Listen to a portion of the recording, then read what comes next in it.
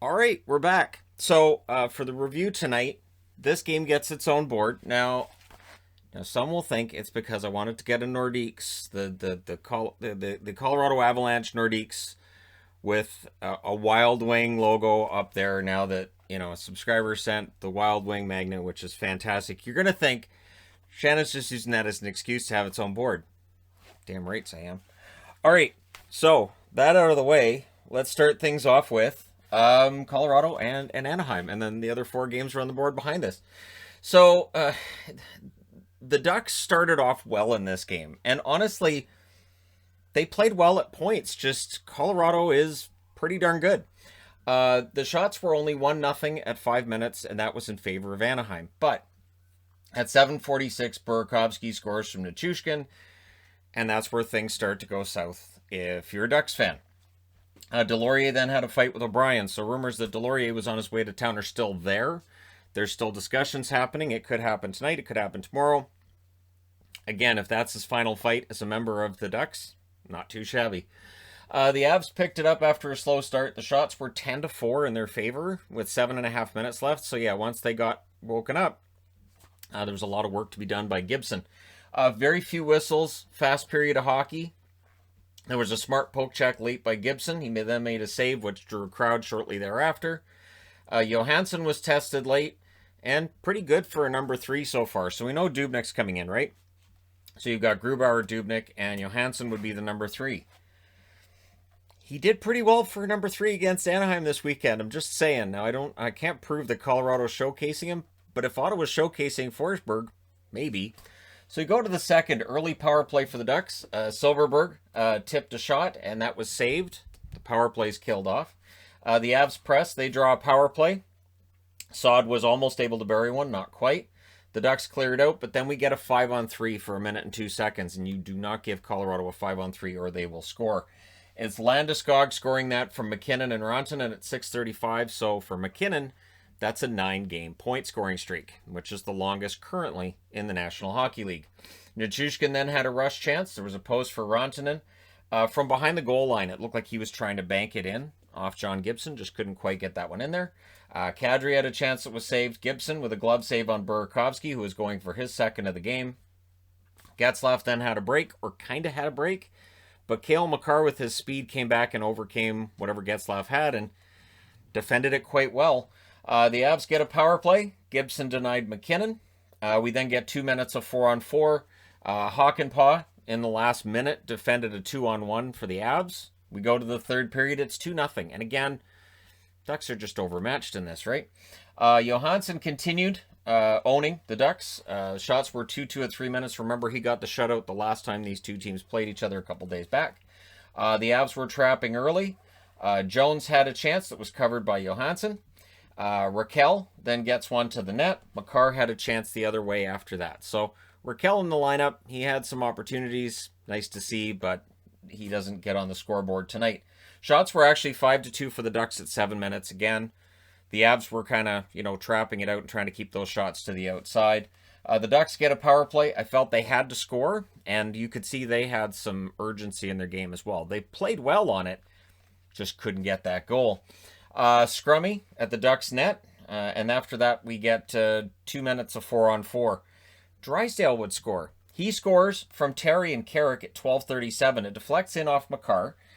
Some of them are ugly, but hey, it's Drysdale's second in the NHL. What's interesting is that is the first 4-on-4 goal scored by the Ducks. They haven't allowed a 4-on-4 goal this year either, so that's interesting. Graves would then score from Jost and Landeskog at 14:13, and then McKinnon scored from Makar at 16:54. Fantastic pass by Makar. Really good vision out there on the ice. So good defensive plays, good offensive plays. Makar's a pretty good defenseman. Ice time had been going up for Drysdale. They talked about how in this game, Jamie Drysdale played the most minutes he has so far in his young career, and that as we get past the trade deadline, odds are he's going to be leaned on a lot. They want to see what they have with him because we know the Ducks aren't making the playoffs. It's all about the future right now. Carrick and Compher then had a disagreement. So with 1 minute and 44 seconds left, the Avs get a power play. They don't score on it. They don't need to. They win 4-1. They go to 28-9-4. The Ducks drop to 12-23-7. Shots in this one, Colorado outshoots them the entire way. 15-7 in the first, 12-10 in the second, 10-8 in the third. Final shots 37-25 for Colorado. Power plays, the Avs go 1 for 3, Anaheim 0 for 2.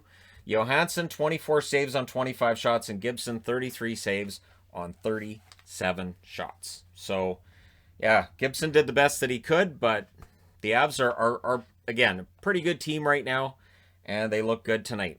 And now, for the first time that I can remember, after one game, I have to change boards.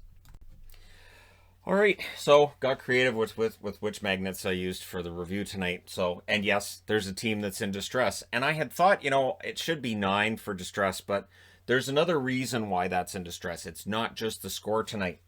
So, and I'll get to that and explain when I get there. Pittsburgh in against the New Jersey Devils. The Penguins have been hot, and for the Devils, they're not right now. The Devils, of course, are now fully embracing the rebuild. And again, if you're a Ducks fan, you're kind of like, okay, I want to see the young kids play well, but if we get those losses and get a better draft position, like how good could Luke Hughes be on this team's blue line?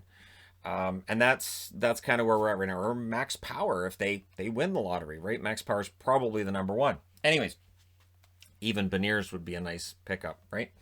So there was a Pens 3-on-1. Bluger doesn't score on that. However, Colton Sevier, remember the guy who cleared waivers? He scores from Bluger and Pettersson at 2:35. And then Sevier, remember the guy who cleared waivers? He scores again from Matheson and Ceci at 5:26. It's 2-0 Pittsburgh, and there are 0 shots for the New Jersey Devils. This is in New Jersey, and it's, again, they're not always pretty, and when you're watching a team go through rebuild, it's not like you're enjoying all the games either. Shots were 7-1 for the Penguins with 8 minutes left. So, yeah, it was a rough start for the Devils. Penguins are pressuring in the Devils' end as well. There was a lot of puck-side pressure by the Penguins. However, before the period's over, Miles Wood scores from Vatanen and Brad at 17-14. So it's 2-1 Pittsburgh after one. Second period. Jari stopped Sharangovich's shot early on there. Sharangovich he's fast, he's creative. I'm really looking forward to what he does next year. Over a full 82 games, I want to see what Sharangovich can do. Pressed by the Devils at 3.5 minutes. They were playing better in that period. They really did. They played much better. The score doesn't show it, but they did. The Devils were getting shots from some poor angles, though, as well. So they were shooting from all over. And again, that shows that the Penguins were doing a good job with their pressuring and keeping them to the outside.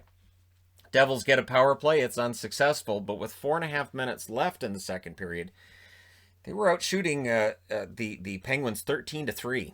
So there was a lot of shots being put in the direction of the Pittsburgh net. And then, again, because it's New Jersey's luck this year, Rust scores from Dumoulin and Letang at 19-20. So they challenged for goalie interference, and that came back as a no, which means the Penguins get a power play out of that in the last minute of the second period. They don't score in the last minute of the second period after that goal, but it bleeds over into the third. And at 1:19, with 1 second left in that power play, they score. Jake Gensel from Rust and McCann at 1:19. So that made it 4-1. And, again, it's kind of tough if you're New Jersey because they were playing really well. And then that happens because, again, you don't get the breaks when you're having a season like this. Boquist then had a chance that was defended. So, and then Subban ends up with a goal that immediately on the ice they waved it off. Toronto phones in and says, no, that's a legit goal. And both fan bases on Twitter said it shouldn't have counted. So I'm going to say straight out, both Pittsburgh and New Jersey fans said Subban's goal at 7:30 should not have counted. So that's a rarity. Usually you'll see the team that gets the goal saying, yeah, we got it, and the team that allows the goal saying that shouldn't have counted. In this case, both teams' fan bases agreed, and I'm staying out because it doesn't actually end up affecting the end result. And Subban, that's his 4th of the year. Devils then press. Hughes was denied. Devils get a power play. There was a goalie pull in the final 3 minutes, and then there's an empty net goal. Gensel, he scores empty net from Crosby and Matheson at 18:37. The Penguins win this one 5-2. They go to 27-13-2. The Devils drop to 14-20-6. So again, it's another long night for Devils fans. Shots 10-5 in the first in favor of Pittsburgh, 14-6 New Jersey in the second, 11-8 New Jersey in the third. Final shots 30-24 for the Devils. Power plays, Pittsburgh 1 for 1, New Jersey 0 for 2. Jari, 28 saves on 30 shots. Blackwood, 19 saves on 23 shots. So, yeah, Blackwood's stats have been down over the last couple of months. Am I allowed to say that in front of... Like, I know New Jersey fans love Blackwood, but his stats just haven't been staying in Blackwood territory. Anyways, just thought I'd throw that out there. All right, next up. The Islanders and the Rangers. So this is an entertaining little battle here. The New York Rangers trying to chase down Boston, which looks like it's probably not going to happen. But maybe it is. And we'll get to it, right? So there was a delay of game early in this. I believe that was Kreider that got called there. So the Islanders get the power play, and they score on it pretty quickly, too. Paul Mary with his first as a New York Islander from Nelson and Bailey at 147. So clean-shaven, he gets a goal. It was the beard holding him back. The shots were 7-2 in favor of the Islanders at 6 minutes. But the Rangers get a power play. It doesn't score, but it felt like the momentum switched a bit. Zibanejad was stopped by Sorokin. Kakko then whiffed on a one-timer. He's had some opportunities like that, and eventually they'll start going in, but not on that one. Last minute press by the Islanders, and with 8 seconds left, I think it was 7.8 seconds left, Pajot scores from Eberle and Barzal at 19:52. A really good rush chance. Makes it 2-0 Islanders after one. And this is just sort of how Islander games go. Second period, early rush chance for Brock Nelson as the Islanders are looking for that third goal. Sorokin playing well again. Elias Sorokin had a rough start to his career with the Islanders, those first couple of games. But as each game goes by, his numbers seem to get better. And tonight he ends up with good numbers as well. There's then a power play for the Rangers. They don't score on it. However, just after the halfway mark of the period, Hayek scores from Kakko and Hedl at 10:28. So Kakko does get an assist tonight. That's good news. Sorokin then had some saves on Fox after the Islanders would try to answer. So there's some good chances either way. And then at 12:16, Smith scores from Zibanejad and Kravtsov. So that's Kravtsov's first NHL point. The young, exciting players for the Rangers keep adding up, and who knows? They may still yet be the team that can go on a run in the East and be that surprise fourth spot team. The Islanders get a power play. That was unsuccessful.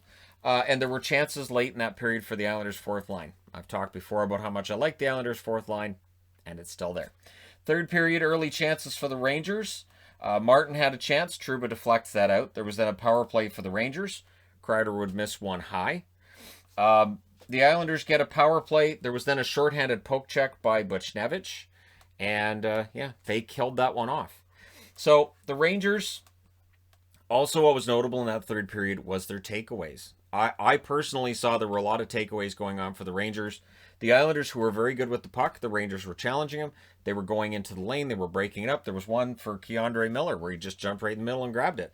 Keandre Miller, again, he's not putting up points like all the sexy choices for Norris and for Calder and all that would get. But he's a pretty smart defenseman, and I think the long-term upside for him is pretty darn high. There's then a crossbar for the Rangers, which went off Mayfield. So Mayfield, almost an own goal for him. The Rangers pressed in the final 3 minutes. With 1:29 left, we get 4-on-4 play, which felt like it was leading up to overtime. Felt like, well, we're already in overtime, so why not play some 4-on-4? Sure enough, the Islanders would press during the 4-on-4. They don't get a goal. We go to overtime. Both teams pocket themselves a point. The Rangers would control early in the overtime. However, the Islanders get the puck back. Zajac was denied for the Islanders. And then Pulock, he gets a goal. Rare goal, but he gets one. From Barzal at 1 minute and 13 seconds. The Islanders win this one in overtime 3-2. The Rangers drop to 19-16-6. They get a point. It's important. And for the Islanders, they go to 27-11-4. So the Islanders keep pace with the other team I'm about to talk about in that race for first place in the division. Shots in this one, the Islanders outshoot them 17-8 in the first period. The Rangers outshot them 10-6 in the second. Both teams had 7 shots in the third. In the overtime, the Islanders outshoot them 2-1, including the shot that matters, your game-winning goal. Final shots, 32-26 for the Islanders. The Rangers 0 for 3 on the power play. The Islanders 1 for 3. Shesterkin, 29 saves on 32 shots. Played really well, as he always seems to do. And Sorokin with 29 saves on 26 shots. So these two goaltenders, who may know each other, right? Pretty good matchup between the two, and looking forward to some more matchups between the Islanders and the Rangers in the near future. So yeah, not too shabby of a game. Next up, So, all right, here's where I'm at. So tomorrow is the trade deadline, and there's a lot of Bruins saying we got to make moves. We got to make moves. Here's the problem: everybody's hurt. You've got Rask out hurt. You've got Halak on the COVID list due to a positive test. You've got basically your entire top four on your blue line is out. You've got just this patchwork defense, and your forward group isn't deep enough. I think we can all agree that they need more depth scoring. So they need depth scoring, goaltending, and defense. You're not going to fix that tomorrow. I am perfectly fine with Don Sweeney looking at this game, throwing his hands in the air and going, we can't fix this on Monday. We're going to have to just hope guys get healthy because, and again, this is the thing. Do you want to lose future prospects and draft picks and all this to try to patch things up now to secure fourth place just to lose in the first round, get destroyed potentially by either Washington or the Islanders? My answer would be no. We'll see what Don Sweeney's answer is tomorrow. So the Bruins were the only team coming into tonight without a regulation loss against the Capitals this season in that division. That was about to change. Wagner and Dillon had a fight in the first minute, and that seemed to fire everybody up. First minute, the Bruins get a power play. Their power play was basically a no tonight for the most part. The Caps then get a power play. Ovi had a shot that was deflected out by Lauzon, but they do score. Oshie on the power play from Backstrom and Kuznetsov at 7:33. And I think what's really important and impressive here, no goals for Ovechkin tonight. None. So Eller would score 16 seconds later from Hagelin and Hathaway at 7:49. I looked, I went, EHH, the A line. Nice. So, yeah, that happened. Then there was a video package for Chara, which made him tear up and say, I can't wait to destroy these guys some more. He doesn't get on the board, but, yeah, it's not like he went to his teammates and said, they gave me such a nice video package. I think he just said, just break them. So, Sherry scores from Orlov and Sprong at 9:42. That made it 3-0. And I put on the board Sweeney needs a defenseman. Because this is a patchwork defense. It's like you're without McAvoy, which is huge. You're without basically all the important Grzelcyk. Grzelcyk is a huge difference. It's just, yeah. So the Bruins get a power play. That was a no. Vanacek denied Krejci late. In the last minute, Oshie had a chance, but it's 3-0 Washington after one. And you better believe I put the team's records as they are right there over that after the first period. I was like, there's no way Boston's coming back. Second period, Bruins had early puck control, but the Caps would get a power play, and they score on it. It's Sherry scoring from Wilson and Vrana at 4:41. The Bruins get another power play. It was a no as well. So the Caps, they get a power play. They don't score on it. However, not too long after that's finished, Nick Dowd scores from Hagelin at 16:03. And why not give Washington another power play so they can score again? It's Wilson from Ovechkin at 18:24. That's a 6-0 score after two periods. This is right about where I was like, do I flip the logo now or do I just wait until the third period? Third period. I waited till the third. Power play for the Bruins, and then I put yay, Sporiel is hurt. And on the power play, Smith gets a goal from DeBrusk and Coyle at 3 minutes. So I don't know. Why not Sporiel getting hurt? Sure. Why not? Sure. Can't wait till Brad Park's out there on the ice. That's got to be coming soon, right? Or I don't know. I don't know where this goes. Oshie would then score from Backstrom at 10:13, and Eller would score from Oshie and Dillon at 13:14. So when Oshie scores, Eller has to get one. And for Oshie, that is, he didn't get the Hattie. I thought he did. Yeah, I was pretty sure that he did. Oh well, maybe next time, right?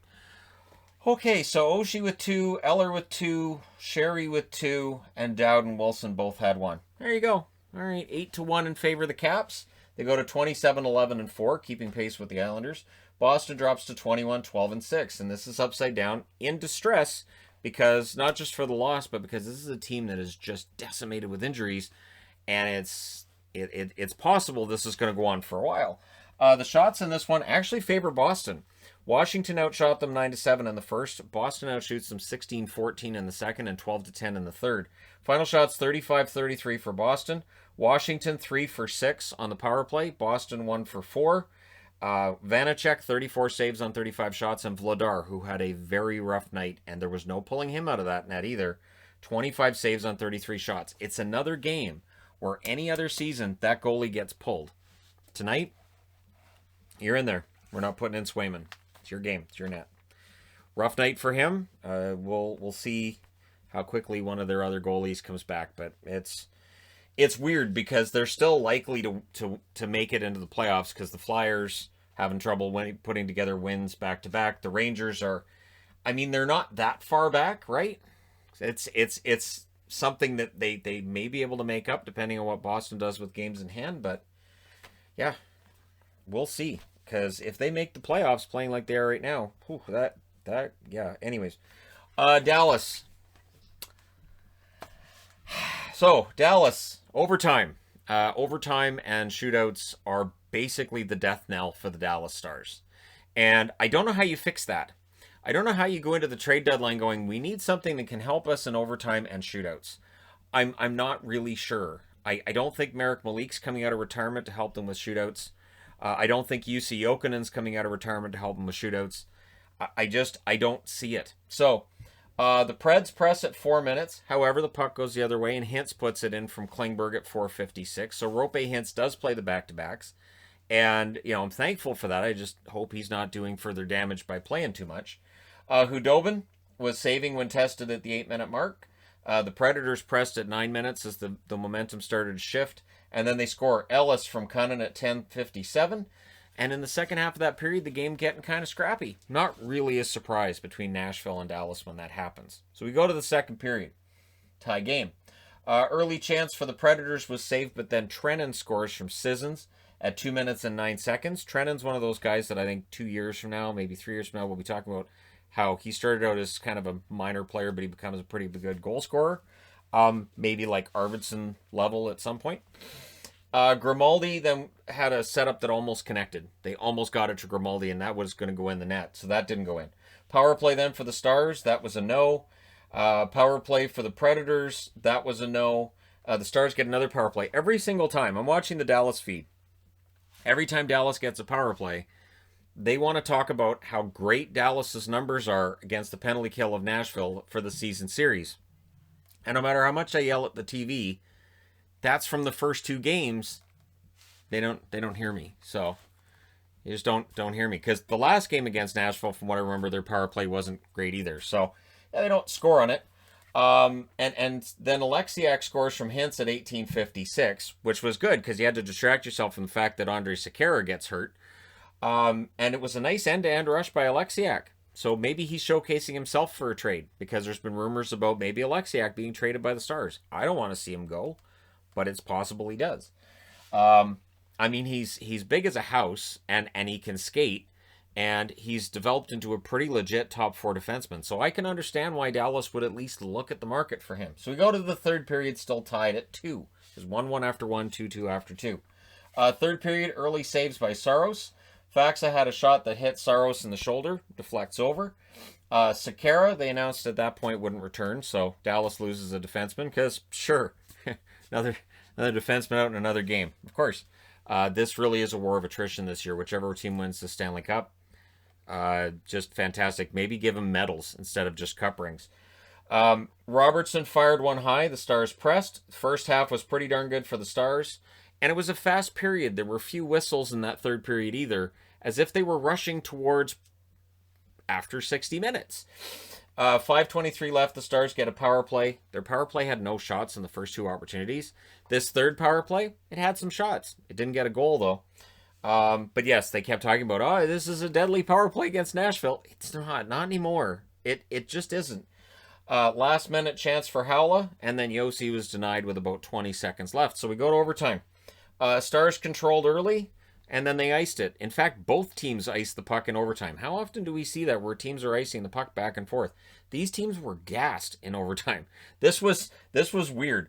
And it felt like they were playing to a shootout like, no, we're done. Both of us have agreed. We're done playing hockey. We are exhausted. We're done.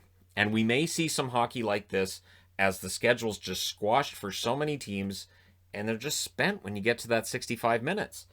106 left. The Predators called a timeout, and it felt like both teams needed that timeout to rest up for the rest of the overtime. And then we go to a shootout.